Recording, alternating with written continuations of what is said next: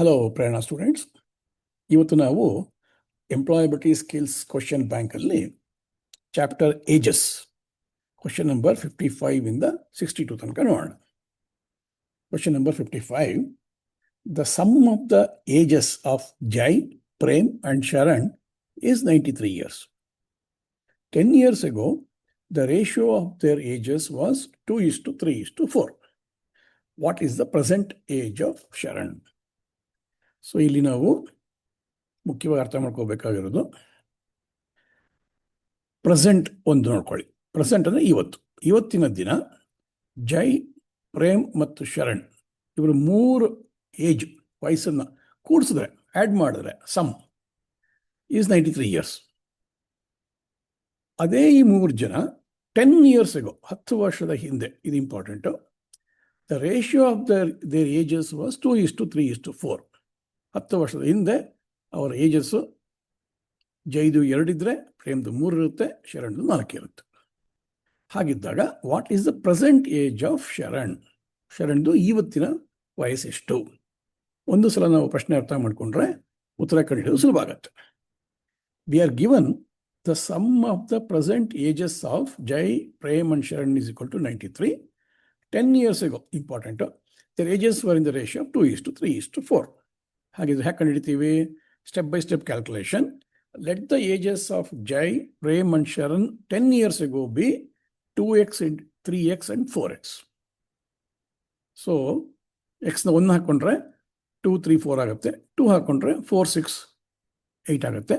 So ಈ ರೀತಿಯಾಗಿ ಅವರ ರೇಷಿಯೋ ಹಾಗೆ ಇರುತ್ತೆ. ಎಕ್ಸ್ ವ್ಯಾಲ್ಯೂ ಎಷ್ಟೇ ಆದರೂ ಅವರ ರೇಷಿಯೋ, ಅವ್ರ 3 ಜನದ ರೇಷಿಯೋ 2, 3, 4 ಆಗಿರುತ್ತೆ.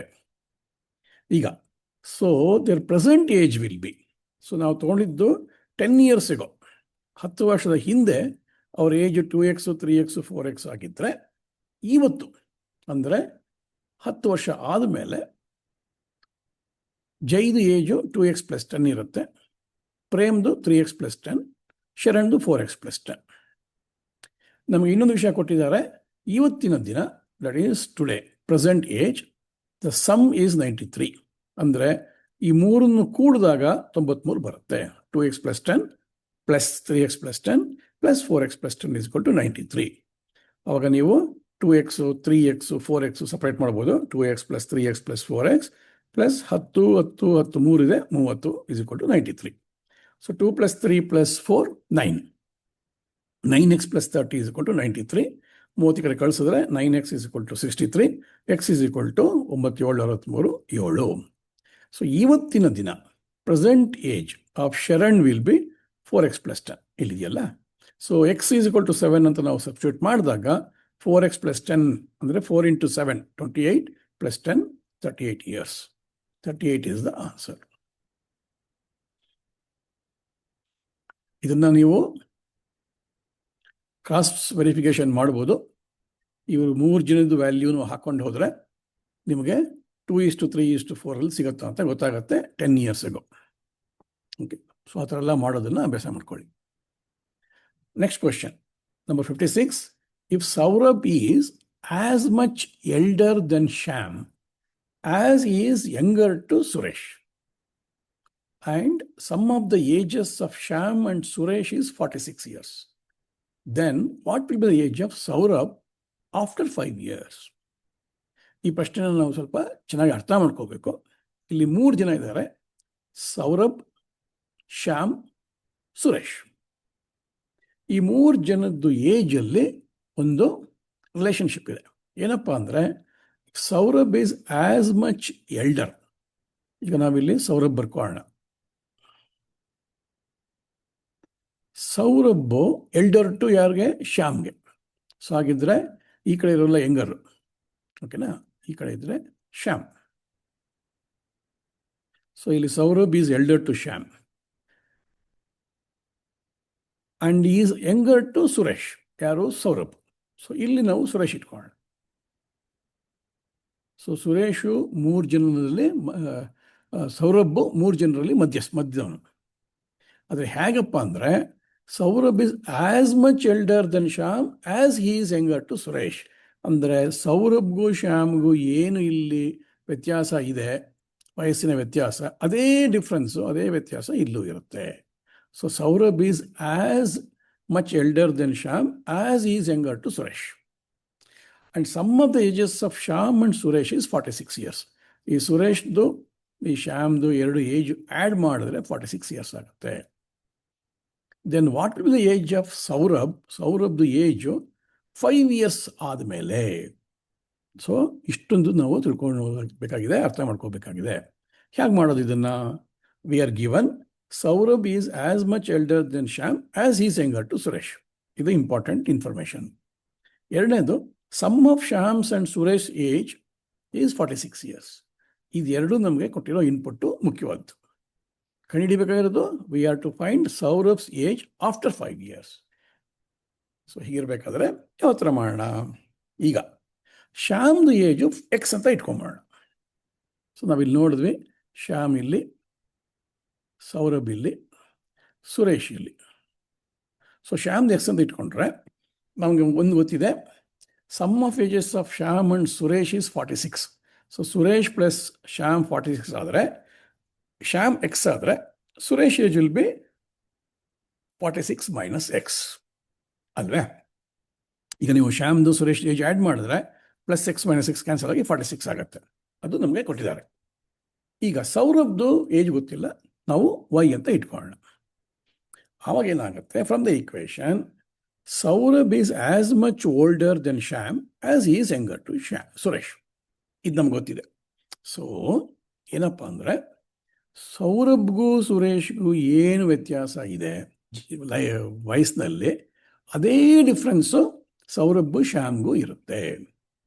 ಅಂದರೆ ಸೌರಭ್ ಹಿರಿಯಾದ್ರಿಂದ ಸುರೇಶ್ಗಿಂತ, ಶ್ಯಾಮ್ಗಿಂತ ಹಿರಿಯಾದ್ರಿಂದ ವೈ ಮೈನಸ್ ಎಕ್ಸ್, ಶ್ಯಾಮ್ ಕಿರಿಯ, ಸುರೇಶ್ ಮಧ್ಯ, ಸೌರಭ್ ಮಧ್ಯ, ಸುರೇಶ್ ಹಿರಿಯ. So Shyam x, Saurabh y, ಇವರಿಬ್ಬರು ಡಿಫ್ರೆನ್ಸು ವೈ ಮೈನಸ್ ಎಕ್ಸ್. ಅದೇ ಥರ ಸುರೇಶ್ದು ಸೌರಭ್ದು ವ್ಯತ್ಯಾಸ ಏನಪ್ಪ ಅಂದರೆ, ಸುರೇಶ್ 46 ಮೈನಸ್ ಎಕ್ಸ್, ಇಲ್ಲ ಕೊಡ್ತೀರ ಮೈನಸ್ ವೈ, ಯಾರು ಸೌರಭ್. ಸೊ ಇದು ಡಿಫ್ರೆನ್ಸು ಒಂದೇ ಇರಬೇಕು. ಇದು ಕೊಟ್ಟಿದ್ದಾರೆ ನಮಗೆ. Saurabh is as much older than Shyam as is younger to Suresh. ಇಷ್ಟು ಗೊತ್ತಿದ್ರೆ ನಮಗೆ ನಾವು ಇದನ್ನು ಸಾಲ್ವ್ ಮಾಡ್ತಾ ಹೋಗೋಣ. Equation y minus x is equal to 46 minus x minus y. ಇಲ್ಲಿ ನೋಡಿ, 46 minus x minus y. So ಇಲ್ಲೇನಾಗುತ್ತೆ, ಈ ಮೈನಸ್ ವೈ ಈ ಕಡೆ ಬರುತ್ತೆ, ಪ್ಲಸ್ ವೈ ಆಗುತ್ತೆ. ಈ ಮೈನಸ್ ಎಕ್ಸ್ ಈ ಕಡೆ ಹೋಗುತ್ತೆ, ಪ್ಲಸ್ ಎಕ್ಸ್ ಆಗುತ್ತೆ. So plus x minus x cancel ಆಗಿಬಿಟ್ಟು 46 ಮಾತ್ರ ಇರುತ್ತೆ. So y plus y, 2y is equal to 46, y is equal to 23. ಏನದು? ಸೌರಭ್ದು current age 23. After 5 years, 23 plus 5, 28 years. Answer D ಆಗುತ್ತೆ. ಇದನ್ನು ನೀವು ಮತ್ತೆ ಕ್ರಾಸ್ ವೆರಿಫೈ ಮಾಡೋದಕ್ಕೆ, ಸೌರಭ್ದು ಕರೆಂಟ್ ಏಜ್ 23 ಆಯಿತು ಅಂದರೆ ಶ್ಯಾಮ್ದೆಷ್ಟು, ಸುರೇಶ್ದೆಷ್ಟು ಅಂತ ಕಂಡುಹಿಡಿದ್ಬಿಟ್ಟು ಅವರ ಗ್ಯಾಪ್ ಡಿಫ್ರೆನ್ಸ್ ಎಲ್ಲ ಕರೆಕ್ಟ್ ಆಗಿದೆಯಾ ಅಂತ ಕ್ರಾಸ್ ವೆರಿಫೈ ಮಾಡಿ. It will be very interesting. Question number 57. The present age of Ravi's father is 4 times Ravi's present age. 5 years back, Ravi's father was 7 times as old as Ravi was at the time. What is the present age of Ravi's father? ಅಂದರೆ ರವಿ ಏನೋ ಹುಡುಗ ಇದ್ದಾನೆ. Present age of Ravi's father, ರವಿಯ ತಂದೆ, is 4 times ರವಿಸ್ present age. ರವಿಗೆ ಎಷ್ಟು ವಯಸ್ಸಾಗಿದೆಯೋ ಅದು 4ರಷ್ಟು ರವಿಸ್ father ಆಗಿರುತ್ತೆ. 5 years back, 5 ವರ್ಷಗಳ ಹಿಂದೆ, Ravi's father was 7 times as old as Ravi. ಹಾಗಿದ್ದಾಗ ಪ್ರೆಸೆಂಟೇಜ್ ಆಫ್ ರವಿಸ್ ಫಾದರ್ ಎಷ್ಟು ಅಂತ ಕೇಳ್ತಾ ಇದ್ದಾರೆ. ಸೊ ಏನು ಕೊಟ್ಟಿದ್ದಾರೆ ನಮಗೆ? Present age of Ravi's father is 4 times Ravi's present age. 5 years ago, Ravi's father's age was 7 times Ravi's age at that time. So, ನೋಡೋಣ. Let Ravi's present age is x, then his father's present age is 4x. 5 years ago ಏನಾಗಿತ್ತು? ರವಿಗೆ X minus Y 5 ಆಗಿತ್ತು age. ಅವ್ರ ಫಾದರ್ಗೆ 4x minus 5 ಆಗಿರುತ್ತೆ 5 ವರ್ಷದ ಹಿಂದೆ. ಇದು ಕೊಟ್ಟಿರೋದ್ರಿಂದ ನಮಗೇನು ಕೊಟ್ಟಿದ್ದಾರೆ ಅಂದರೆ, ಫಾದರ್ಸ್ ಏಜು 4x ಮೈನಸ್ 5 ಅನ್ನೋದು ರವಿಗೆ 7ರಷ್ಟು ಇತ್ತು ಆವಾಗ. ಯಾವಾಗ? 5 ವರ್ಷದ ಹಿಂದೆ. ಸೊ ಈ ಈಕ್ವೇಷನ್ ನಮಗೆ ಸಿಕ್ಬಿಡ್ತು. ಈಗ ನಾವು ಈ ಈಕ್ವೇಷನ್ನ ಸಾಲ್ವ್ ಮಾಡಿದ್ರೆ 4x minus 5 is equal to 7x minus 35. ಇಲ್ಲಿ ನೋಡಿ, 4x minus 5 is equal to 7 into x, 7x minus 7 into 5, 35. So 4x ಈ ಕಡೆ ಕಳಿಸಿ, ಆವಾಗ 7x minus 4x ಆಗುತ್ತೆ. ಮೈನಸ್ 35 ಈ ಕಡೆ ಕಳಿಸಿ, ಆಗ ಇಲ್ಲಿ minus 5 plus 35 ಆಗುತ್ತೆ. 35 minus 5 is 30, 7x minus 4x equal to 3x. x is equal to 10. x ಏನು ನಾವಿಲ್ಲಿ ಅಂದ್ಕೊಂಡಿದ್ವಿ, ಲೆಟ್ ರವಿ's present age is x. So ರವಿದು present age is 10. Father's present age will be 4 times Ravi's age. 4 into 10, 40. What is the present age of Ravi's father? Answer is 40. C. Next question. Question number 58. The average age of a family of 5 members is 24. If the present age of the youngest member is 8 years, what was the average age of the family at the time of birth of the youngest member?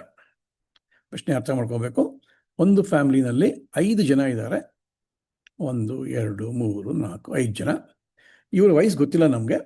ಆದರೆ ಈ 5 ಜನರದ್ದು average age ಬಂದು 24 years. So ಇವತ್ತಿನ ದಿನ ಈ 5 ಜನರಲ್ಲಿ ಇಲ್ಲೊಬ್ಬ ಕಿರಿಯ ಇದ್ದಾನೆ, ಚಿಕ್ಕವನು. ಇವನಿಗೆ 8 ವರ್ಷ. So what was the average age of the family member at the time of birth of the youngest member? Youngest member ಇವನು ಹುಟ್ಟಿದಾಗ ಇದ್ದಿದ್ದು ಎಷ್ಟು ಜನ ಇದ್ರು? 4 ಜನ ಮಾತ್ರ ಇದ್ರು. ಈ 4 ಜನರ ಆವ್ರೇಜ್ ಏಜ್ ಎಷ್ಟು ಅಂತ ಕೇಳ್ತಾ ಇದ್ದಾರೆ. ತುಂಬ ಚೆನ್ನಾಗಿದೆ ಪ್ರಶ್ನೆ. ಅರ್ಥ ಮಾಡ್ಕೊಂಡ್ಬಿಟ್ರೆ ಸಾಲ್ವ್ ಮಾಡೋದು ಸುಲಭ. ಈಗ 5 ಜನದ್ದು average age of 5 family members 24 ಅಂತ ಕೊಟ್ಟಿದ್ದಾರೆ. ಆದರೆ ನಮಗೆ ಒಬ್ಬೊಬ್ಬರದ್ದು ಏಜ್ ಗೊತ್ತಿಲ್ಲದೆ ಇರೋದ್ರಿಂದ total present age of the family ಅಂದರೆ ಆವ್ರೇಜ್ 24 ಇತ್ತು ಅಂದರೆ 5 ಜನ ಇದ್ದಾರೆ ಅಂದರೆ 24 ಇಂಟು 5 120 ಅವರ ಒಟ್ಟು ಏಜ್ ಆ್ಯಡ್ ಮಾಡಿದ್ರೆ. ಅಂದರೆ ಒಬ್ಬರಿಗೆ 40 ಇರುತ್ತೆ, ಒಬ್ಬರಿಗೆ 30 ಇರುತ್ತೆ, ಒಬ್ಬರಿಗೆ 20 ಇರುತ್ತೆ, ಒಬ್ಬರಿಗೆ 10 ಇರುತ್ತೆ. ಹೀಗೆ ಈ ಥರ ಇದ್ದರೆ ಇದನ್ನು ಆ್ಯಡ್ ಮಾಡಿದಾಗ 120 ವರ್ಷ ಆಗಿರುತ್ತೆ. ಯಾರಿಗೆಷ್ಟು ಅಂತ ನಮಗೆ ಬೇಕಿಲ್ಲ. ಆದರೆ ಯಂಗೆಸ್ಟ್ ಮೆಂಬರ್ ಮಾತ್ರ 8 ಇಯರ್ಸ್ ಅಂತ ಗೊತ್ತು ನಮಗೆ, ಅದು ಮುಖ್ಯ. 5 ಜನದಲ್ಲಿ 4 ಜನರ ಏಜ್ ಗೊತ್ತಿಲ್ಲ, ಆದರೆ ಕೊನೆಯ ಒಂದು ಮಾತ್ರ ವಯಸ್ಸು 8. ನಾವೇನು ಕಂಡುಹಿಡಿಯಬೇಕು? We are to find the average age of the family at the time of the youngest member's birth. ಅಂದರೆ 8 ವರ್ಷಗಳ ಹಿಂದೆ. 8 ವರ್ಷ ಆಗಿದೆ ಚಿಕ್ಕವನಿಗೆ ಅಂದರೆ 8 ವರ್ಷದ ಹಿಂದೆ ಇನ್ನು ಉಳಿದ 4 ಜನಕ್ಕೆ ಆವ್ರೇಜ್ ಏಜ್ ಎಷ್ಟು ಅಂತ ಕಂಡುಹಿಡಿಯಬೇಕು. ಹೇಗೆ ಮಾಡಬೇಕು? ಸ್ಟೆಪ್ ಬೈ ಸ್ಟೆಪ್ ತಗೊಳ್ಳೋಣ. 8 ಇಯರ್ಸ್ ಎಗೋ, 8 ವರ್ಷದ ಹಿಂದೆ, each of the members was 8 years younger ಆಗಿರ್ತಾರೆ. ಆದರೆ ಒಬ್ಬೊಬ್ಬರದು ಏಜ್ ನಮ್ಗೆ ಗೊತ್ತಿಲ್ಲದೆ ಇರೋದ್ರಿಂದ ನಾವು ಏನಪ್ಪ ಮಾಡ್ತೀವಿ, ಕರೆಂಟ್ ಟೋಟಲ್ ಏಜ್ ಎಷ್ಟಿದೆ? 120 ಸಿಕ್ಕಿದೆಯಲ್ಲ, ಅದು 24 ಇಂಟು 5 ಆಗಲೇ ಮಾಡಿದ್ವಿ, 120. ಈಗ 5 ಜನ ಇದ್ದಾರೆ. 8 ವರ್ಷಗಳ ಹಿಂದೆ ಒಬ್ಬೊಬ್ರಿಗೂ 8 ವರ್ಷ ವಯಸ್ಸು ಕಮ್ಮಿ ಆಗಿದ್ದರೆ 5 ಜನಕ್ಕೆ ಸೇರಿ ಒಟ್ಟು 40 ವಯಸ್ಸು ಕಮ್ಮಿ ಆಗಿರುತ್ತೆ ಅಲ್ವಾ? ಅವಾಗ 120 minus 40, 80 would be the total age 8 years ago, ಎಲ್ರದ್ದು ಸೇರಿ. ಅವಾಗ ಎಷ್ಟು ಜನ ಇದ್ದರು? ಕಿರಿಯವನು ಇನ್ನೂ ಹುಟ್ಟಿರಲಿಲ್ಲ, ಆದ್ದರಿಂದ ಅವಾಗ ಇದ್ದಿದ್ದು 4 ಜನ. Number of family members at that time is equal to 4, youngest not yet born. So 4 ಜನಕ್ಕೆ ಒಟ್ಟು ಏಜು 80 ಇತ್ತು. ಆವಾಗ ಆವ್ರೇಜ್ ಏಜ್ ಏನು ಮಾಡಬೇಕು ಅಂದರೆ 80/4 ಎಷ್ಟು ಜನ ಇದ್ದರು is equal to 20 years. 20 is the answer. So 4 ಜನಕ್ಕೆ ಆವ್ರೇಜ್ ಏಜು 80 ಇದ್ದಾಗ ಒಬ್ಬ ಕಿರಿಯ ಹುಟ್ಕೊಳ್ತಾನೆ.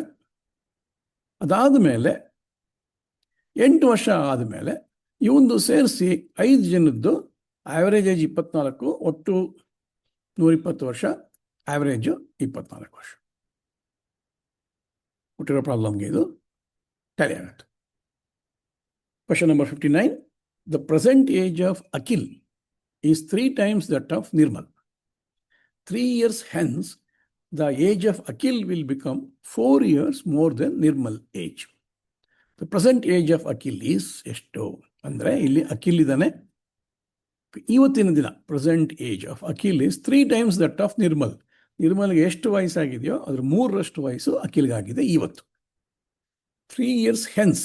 ಹೆನ್ಸ್ ಅಂದರೆ ಆದಮೇಲೆ, ಬಳಿಕ, ನಂತರ, 3 ವರ್ಷಗಳ ನಂತರ the age of Akhil will become 4 years more than Nirmal age. 4 times ಅಲ್ಲ, 4 years ಮೋರ್ ಅಂದರೆ ಪ್ಲಸ್ ಮಾಡೋದು.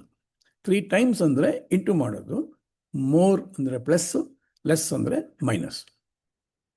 ಹೀಗಿದ್ದಾಗ the present age of Akhil ಎಷ್ಟು ಅಂತ ಕಂಡುಹಿಡಿಯಬೇಕು. ನೋಡೋಣ.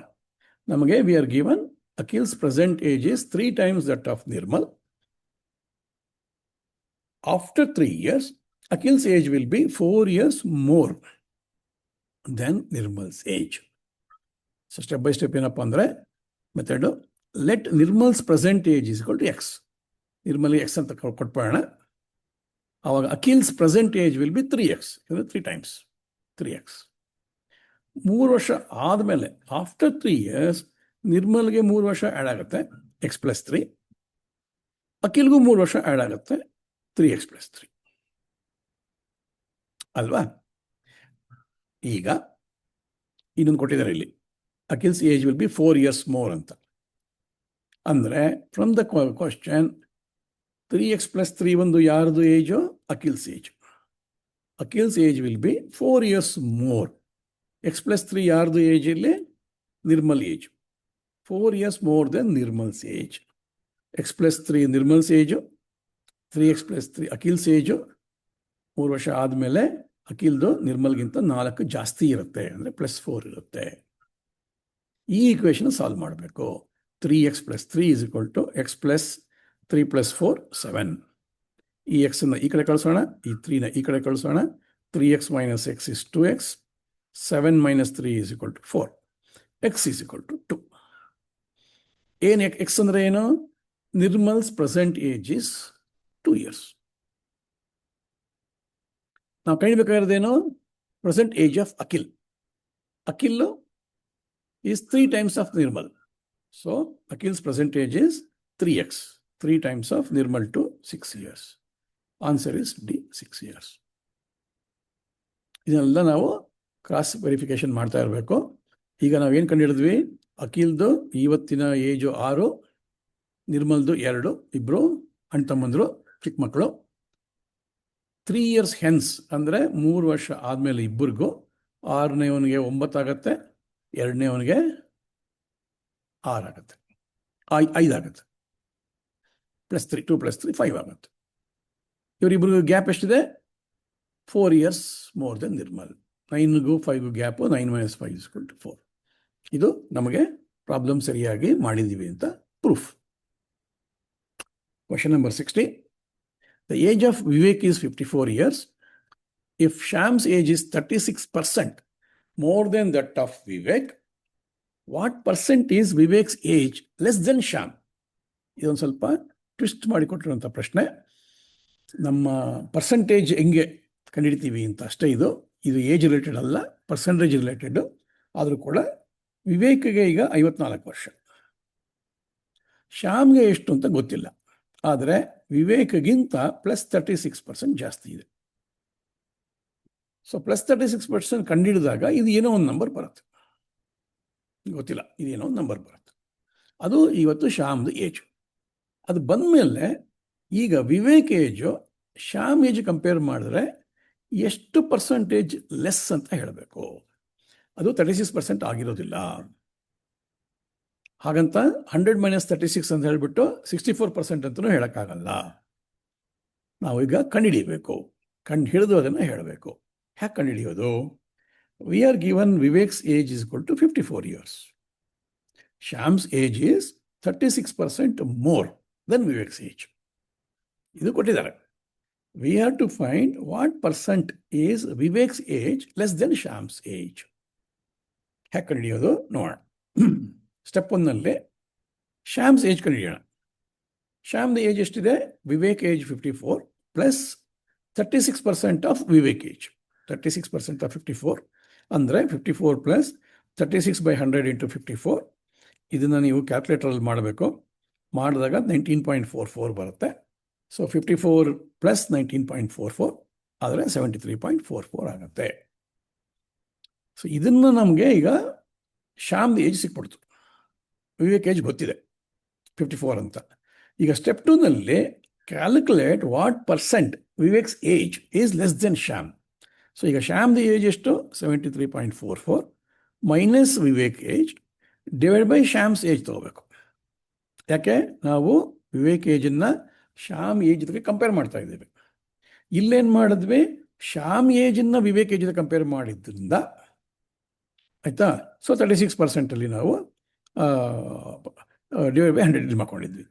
ಈಗ ನಾವು ವಿವೇಕ್ ಏಜನ್ನು ಶ್ಯಾಮ್ ಕಂಪೇರ್ ಮಾಡೋದ್ರಿಂದ ಶ್ಯಾಮ್ ಏಜ್ ಕೆಳಗೆ ಹಾಕೋಬೇಕು.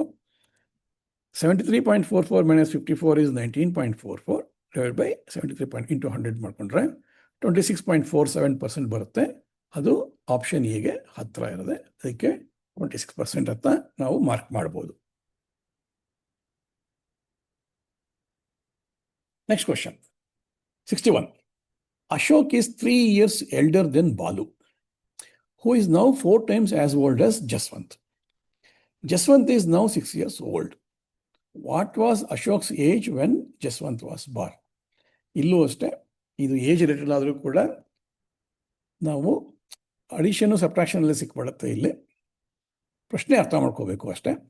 ಅಶೋಕ್ಗೆ ಈಗ ಬಾಲುಗಿಂತ 3 ವರ್ಷ ಜಾಸ್ತಿ, 3 years ಎಲ್ಡರ್. ಆದರೆ ಬಾಲು ಈಗ 4 times old as old as Jaswant. Jaswant ಎಷ್ಟು ವಯಸ್ಸಾಗಿದೆಯೋ ಅದು 4ರಷ್ಟು ಬಾಲುಗಾಗಿದೆ. ಬಾಲುಗಿಂತ 3 ವರ್ಷ ಜಾಸ್ತಿ ಅಶೋಕ್ಗೆ. ಜಸ್ವಂತ್ಗೀಗ 6 ವರ್ಷ ಆದರೆ ಅಶೋಕ್ಗೆ ಜಸ್ವಂತ್ ಹುಟ್ಟಿದಾಗ ಎಷ್ಟಾಗಿತ್ತು ವಯಸ್ಸು? We are given Jaswant is now 6 years old. Balu is 4 times as old as Jaswant. ನಮ್ಗೆ ಇಲ್ಲೇ ಆನ್ಸರ್ ಸಿಕ್ಬಿಡುತ್ತೆ. 4 into 6, 24 years. Ashok is 3 years older than Balu, elder than Balu. Ashok's age ಏನಾಯ್ತು ಈಗ? 24 + 3 27 ಆಯಿತು. ಸೊ ಎಲ್ಲ ನಂಬರ್ಸು ಇಲ್ಲೇ ಇದೆ. ಜಸ್ವಂತದ್ದು ಕೊಟ್ಟಿದ್ದಾರೆ. Balu is 4 times Jaswant, 4 × 24. Ashok is 3 years elder to Balu, 24 + 3 27. ನಮಗೇನು ಕೇಳಿದ್ದಾರೆ? What was Ashok's age when Jaswant was Born.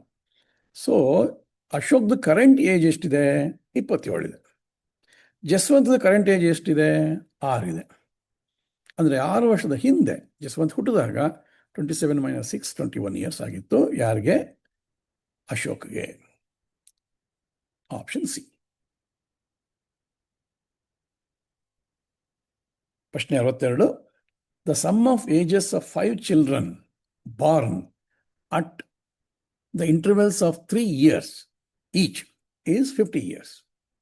What is the age of the elder child among 5 children?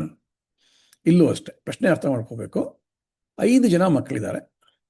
Ages of 5 children Born at the interval of 3 years. Interval ಅಂದರೆ 3 ವರ್ಷ ಗ್ಯಾಪಲ್ಲಿ ಅವರು ಹುಟ್ಟಿದ್ದಾರೆ. ಒಬ್ಬೊಬ್ಬರಿಗೂ 3 ವರ್ಷ gap ಇದೆ. ಈಗ ನೀವು ಸಮ್ ಆಫ್ ದ ಏಜಸ್, 5 ಜನರದ್ದು ವಯಸ್ಸು ಎಷ್ಟಿದೆಯೋ ಅದನ್ನು ಟೋಟಲ್ ಮಾಡಿದ್ರೆ 50 ವರ್ಷ ಬರುತ್ತೆ. ಹೀಗಿದ್ದಾಗ what is the age of the elder child among 5 children? ಈ 5 ಮಕ್ಕಳಲ್ಲಿ ಎಲ್ಡೆಸ್ಟ್ ಇರ್ತಾರಲ್ಲ ಅವ್ರಿಗೆ ಎಷ್ಟು ವಯಸ್ಸು? ಹೇಗೆ ಮಾಡೋದು? We are given there are 5 children, each born at the interval of 3 years. Total age is 50 years. We have to find the age of the eldest child. ಹೇಗೆ ಮಾಡೋಣ? Let the age of the youngest child be x. ಚಿಕ್ಕ ಒಂದು x ಅಂತ ಇಟ್ಕೊಳ್ಳೋಣ. ಆಗೇನಾಗುತ್ತೆ? Then their ages are, ಚಿಕ್ಕ ಒಂದು X ಆದರೆ ಅವನ ಮುಂಚೆ ಹುಟ್ಟಿದವನಿಗೆ 3 ವರ್ಷ ಜಾಸ್ತಿ ಇರುತ್ತೆ, X + 3. ಅವನಿಗೂ ಮುಂಚೆ ಹುಟ್ಟಿದವ್ರಿಗೆ ಇನ್ನೂ 3 ವರ್ಷ ಅಂದರೆ X + 6 ಇರುತ್ತೆ. ಅದಕ್ಕೆ ಮುಂಚೆ ಹುಟ್ಟಿದವ್ರಿಗೆ X + 9 ಇರುತ್ತೆ. ಮೊದಲು ಹುಟ್ಟಿದವ್ರಿಗೆ X + 12 ಇರುತ್ತೆ. ನಾವು ಕಂಡುಹಿಡಿಬೇಕಾದ್ರೆ ಎಲ್ಡೆಸ್ಟ್ ಚೈಲ್ಡ್ ಆದ್ರಿಂದ ಎಕ್ಸ್ ಕಂಡುಹಿಡಿದು ಬಿಟ್ರೆ X + 12 ಕಂಡುಹಿಡಿಬೋದು. So sum of the ages ನಮ್ಗೆ ಕೊಟ್ಟಿದ್ದಾರೆ. ಅವ್ರದ್ದು ಸಮ್ ಆಫ್ ದ ಏಜಸ್ಸು 50 ಅಂತ ಕೊಟ್ಟಿದ್ದಾರೆ. So x plus X + 3 plus X + 6 plus X + 9 plus X + 12 is equal to 5 ಜನ ಇರೋದ್ರಿಂದ 5x ಆಗುತ್ತೆ. 5xಗಳಿವೆ, 5x ಪ್ಲಸ್ ನೀವು 3 + 6 + 9 + 12 ಮಾಡಿದ್ರೆ 30 ಬರುತ್ತೆ. 3, 6, 9, 9, 18, 12 30 ಬರುತ್ತೆ. This is equal to 50.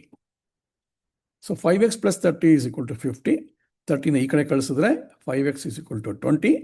x is equal to 20/5, 4. ಅಂದರೆ ಚಿಕ್ಕ ಒಂದು ವಯಸ್ಸು ಈಗ 4. 4 ಚಿಕ್ಕ ಒಂದು, ಅದರ ನೆಕ್ಸ್ಟ್ 7, ಅದರ ನೆಕ್ಸ್ಟ್ 10, ಅದರ ನೆಕ್ಸ್ಟ್ 13, ಕೊನೆಗೆ ಮೊದಲನೇ ಒಂದು 16. Answer is 16C. 4 + 12 ಅಂತ ಹಾಕಿದ್ರು ಕೂಡ 16 ಸಿಕ್ಬಿಡುತ್ತೆ. ಇದು ಯಾರ ಬಗ್ಗೆ ಕೇಳ್ಬೋದು. ಮಧ್ಯದ ಒಂದು ವಯಸ್ಸು ಎಷ್ಟು ಅಂತ ಕೇಳಿದ್ರೆ x + 6 ಹಾಕೋಬೋದು. ಎರಡನೇ ಒಂದು ಅಂದರೆ x + 3, ನಾಲ್ಕನೇ ಒಂದು ಅಂದರೆ x + 9. ಹಾಗೆ. All the very best to you. ಹೆಚ್ಚು ಪ್ರಾಬ್ಲಮ್ ಸಾಲ್ವ್ ಮಾಡ್ತಾ ಇರಿ, ಚೆನ್ನಾಗಿ ಅರ್ಥವಾಗುತ್ತೆ.